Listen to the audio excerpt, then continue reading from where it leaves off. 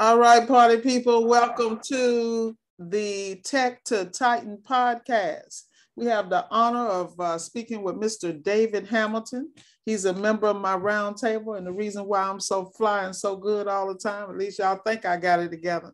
But the reality is, as I say all the time, it takes a team. So I have the honor and privilege of introducing David, as I have many of the other members of the roundtable, to my YouTube family and podcast family. What we're going to talk about is appliance repair and things of that nature. I met David at Marcone one day, and I was really impressed with how calm he was to be such a young man.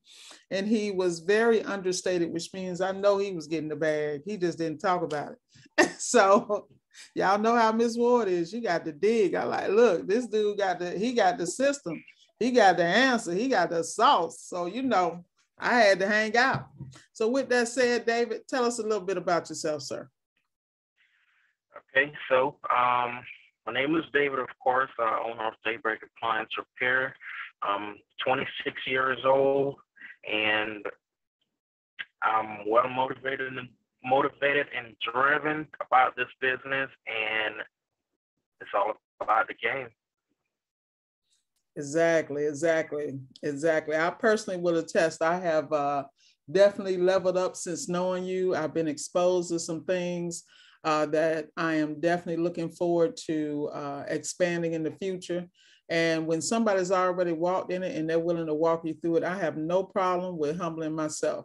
I mean, man, I watch you go get it. And I mean, I'm not just talking about in Palm Beach. I mean, all over the state of Florida, have systems in place and go execute. And that's one thing I like about you, man, much respect. So tell us about how did you become interested in appliance repair? So ever since I was a kid, I usually enjoy taking stuff apart and putting them back together. And growing up, when I became an adult, I wanted to figure out what I wanted to do with myself as a career-wise. I didn't want to be sitting up in the office all day around the computer. I wanted to get my hands dirty. So I started messing around a little bit with mechanics. I left mechanics and I went to HVAC school. And while I was in HVAC school, I went on to work for a company called Ken's Beverage, where we did appliances commercial-wise.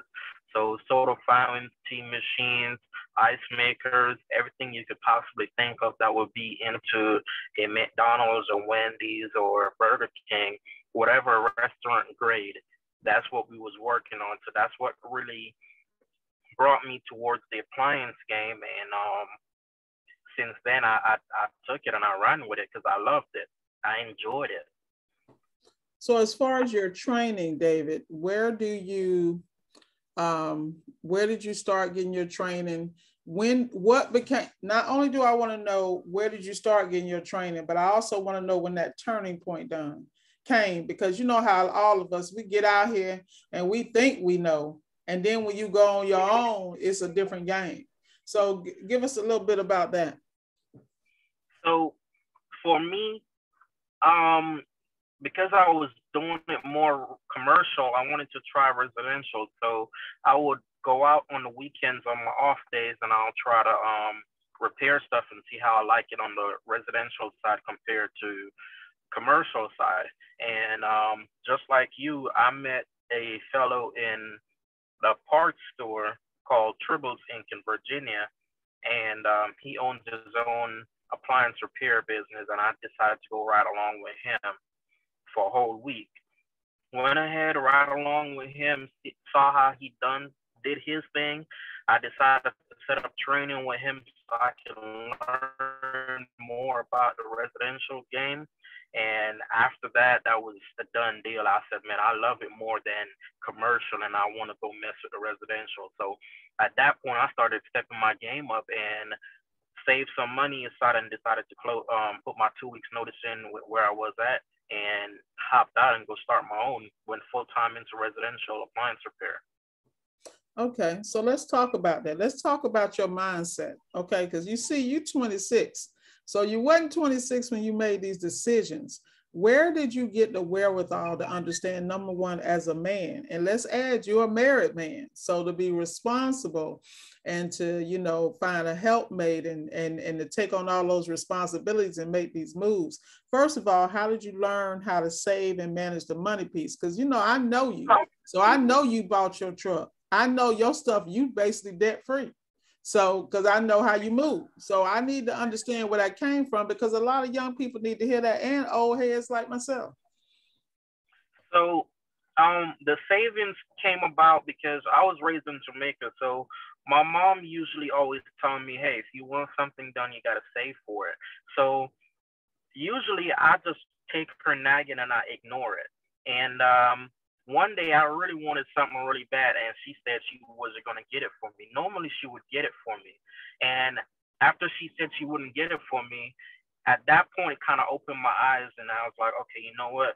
I'm going to actually start saving my money. So she would give me lunch money, and I'll put money aside every single day out of it. So when I started my business, if I get a paycheck at the end of the week that's $6,000, $2,000 go aside for savings, and it's saving towards something. So that $2,000 will be saved towards a car, a house, whatever I have at the moment that I want to put money towards, whether some kind of investment. So that's how I save. So every check I get, I pre-plan my paychecks. So when they come in, I know exactly how much it is.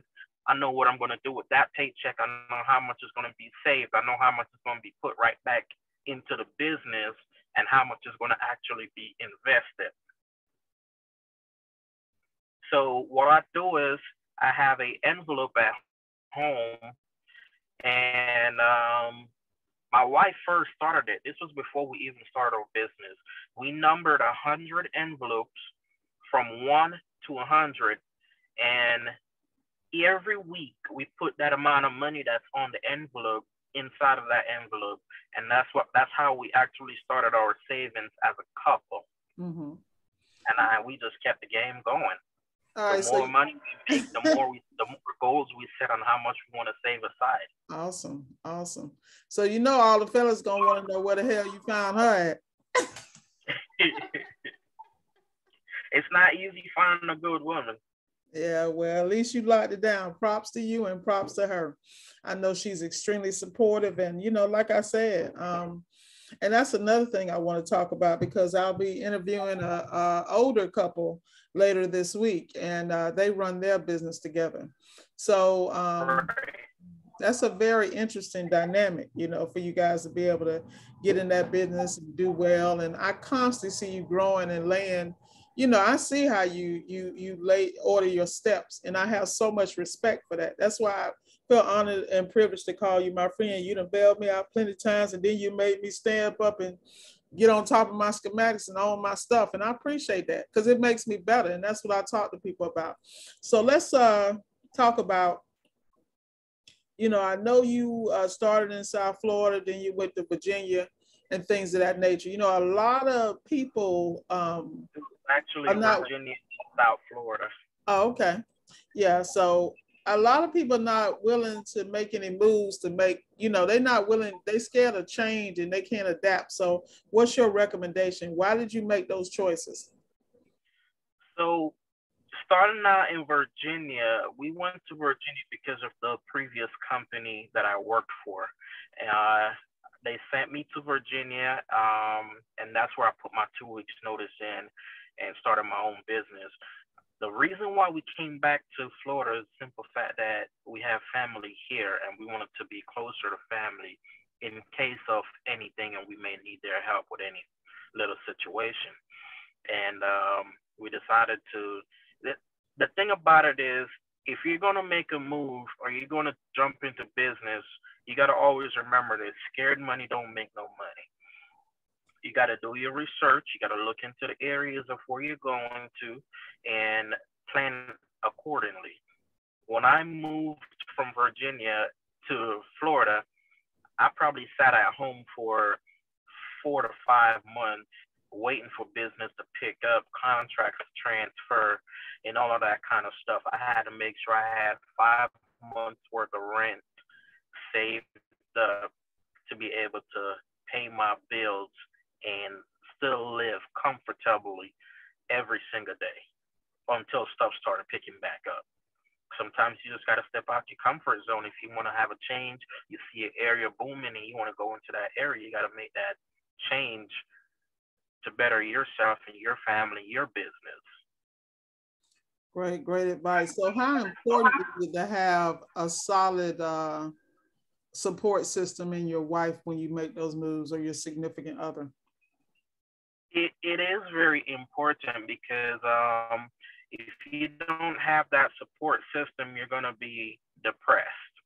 You won't make the move that you actually want to move because you don't have somebody that's giving you that extra push or motivation to tell you, hey, you can actually do it. You can get out there. I agree. So I agree. It's very, very important. Not only does she play her role, but your friends, your family, all those people play a big role in making this happen. Exactly, I agree. So let's talk to some keys to your success, because I know you're exponentially successful. And I'm, like I said, I always say it's an honor to know you because I see the vision, like I see the trajectory of your life. You know what I mean? And I'm glad to be along for the ride. I'm trying not to show out and get off the bus. So whatever you need, you know I got you, man. But you really have been a solid dude from the beginning, and I appreciate it. So let's talk about the steps you took personally to make your business success. What were some key steps? 5 key steps you feel you did to make your business successful? Customer support is number one. If you don't have customer support, you won't have anything. Customer support is number one key in making your business successful. As nagging as they may get at times, customer service is always the best way to go about it. A couple key things that helped me rise up is customer service, vehicle maintenance. And I say vehicle maintenance because if you have a vehicle that's not being maintained and you break down on the side of the road, that's an unhappy customer that now you have to deal with. So I say customer service, vehicle maintenance, proper marketing as to where you get your workload from, uniforming yourself, right? And making sure you have the proper tools and equipment for your job. Okay. That's what makes you successful, because you can go out to a job, you don't have the proper tool or the equipment or the parts or whatever you may need to be successful, and that turns the customer off, and that makes you look unprofessional. So all those stuff put together makes you a successful person, makes your business a successful business. I agree. So let's talk about warranty work. As far as warranty work, I know that you have systems in place. You have great relationships with warranty companies. What percentage do you feel of your work is warranty work, and how do you maintain that constant flow? Because you are overrun with work, and I know this personally. So right now, I deal with one warranty company. I used to deal with several warranty companies, and so you get them, so you weed them out. The more you figure out about them, you weed them out, and you keep the best one. With this company in specific, I have a really good dispatcher that works with them, that calls me every single day, keep in touch with me, see how my workload is, give me work on a daily basis to make sure I stay busy. But in order to have this connection, you got to be willing to build that relationship with that person.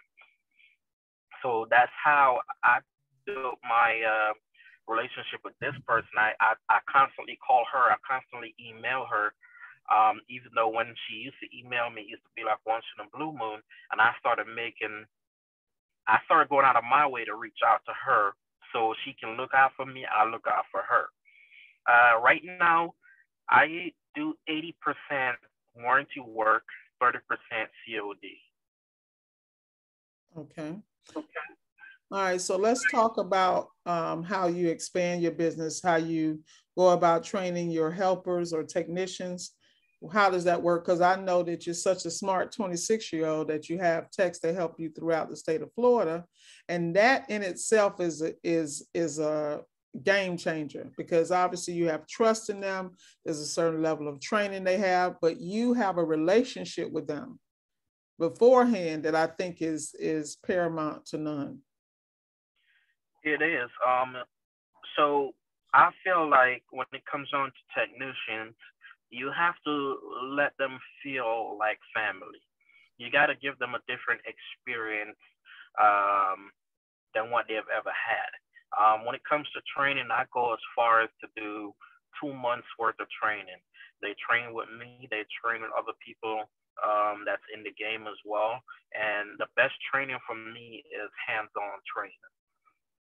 So I try my best to take them out there, do a lot of hands-on. I send them out with other techs to get hands-on training. Like I said, each person I try to have a different type of relationship with them inside of work and outside of work.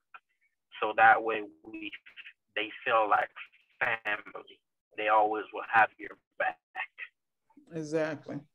Now, how do you handle a situation where you have trained the tech? Like, I'm pretty much sure that when you initially interview these guys and develop these relationships, you see which tech is going to be like a W-2 type tech where he's always going to be there.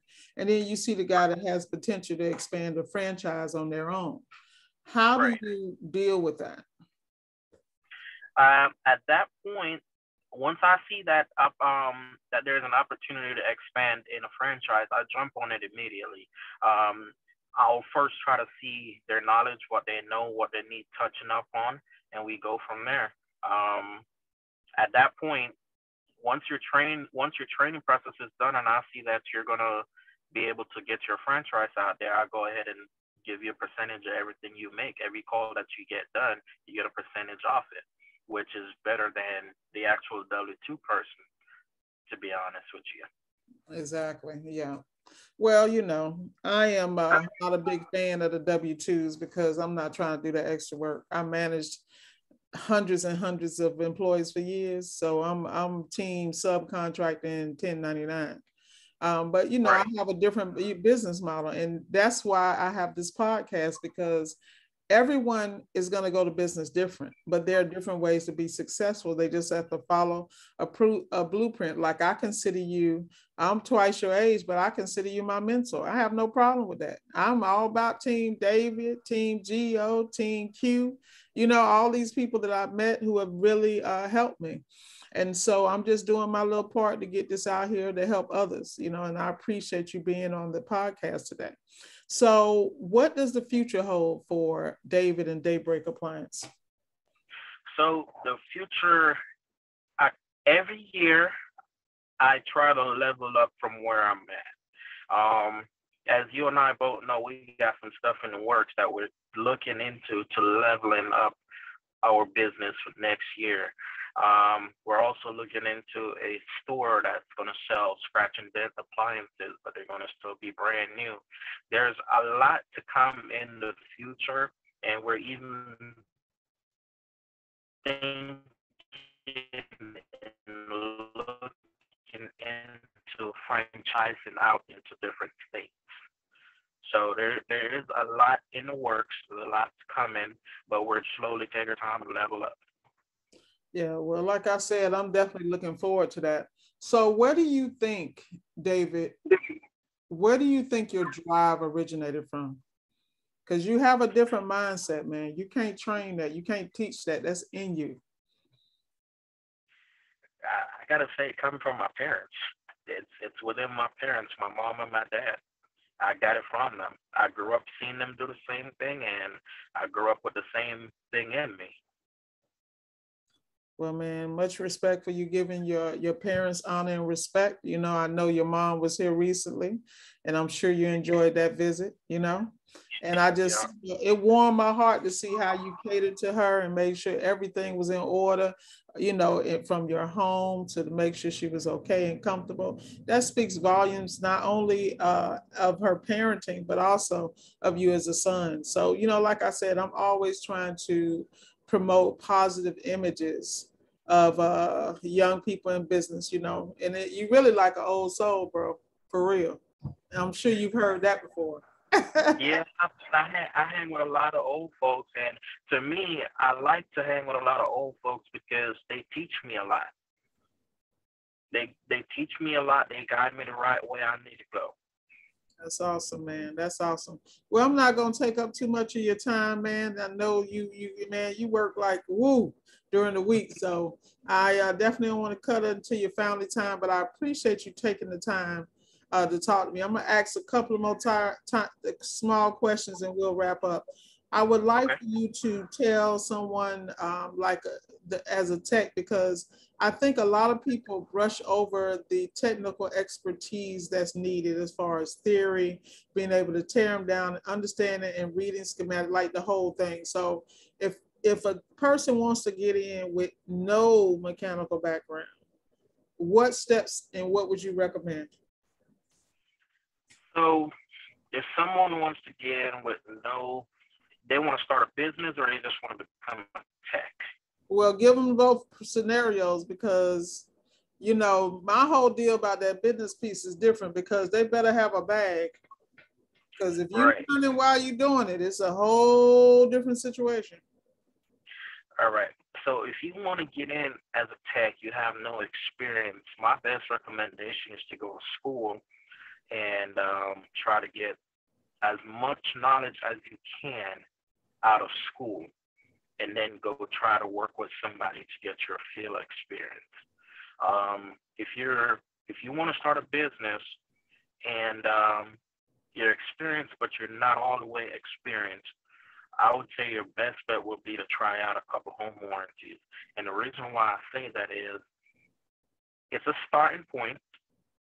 It's going to get your name out there. If you run into a jam where you can't figure a problem out, you can always request a second opinion. You know, don't get to the point where you feel like you can never request a second opinion on an issue, because you're going to get yourself in problems. Don't be afraid to say, no, I can't work on this. It's going to be too much for me. Let me go ahead and request a second opinion. Hey, that's my honest opinion on there. I mean, I told a technician that's working with me the other day, we went to a service call. A customer said another company was here. She dropped the part off, and he said he couldn't fix it. It's a washing machine. You just got to change a door switch on there. I turned to him and I said, when I send you on a call on your own, I don't want to get a phone call saying that you can't do it. You're a technician. Your job is supposed to figure stuff out and solve it. All you got to do is be calm, assess the problem, see how you're going to handle it, and take care of it. No matter how long it takes you, assess the problem and take care of it. You're absolutely right. So where are you finding your technicians? Because that's a big deal. My technicians, I post ads on Facebook. I post ads on Indeed. The techs that I have right now are all recommended techs. They come from different companies that they're looking for a better life. They're looking for better pay, better treatment. So my technicians are coming in with more so commercial experience, and they're learning the residential side. Got it. Well, we definitely appreciate the gems tonight, man. It's been a pleasure. Thank you for sharing Sunday evening with me. Tell your wife and family I said hello, and thanks for giving us some time. No problem. Thank you. You were all big motivation as well. I appreciate it, man. Thank you so much. Have a blessed night, man. I'm going to text you later, man, because I got something for you. Okay? Okay. All right. No problem. Thank you. Have a great night. You too.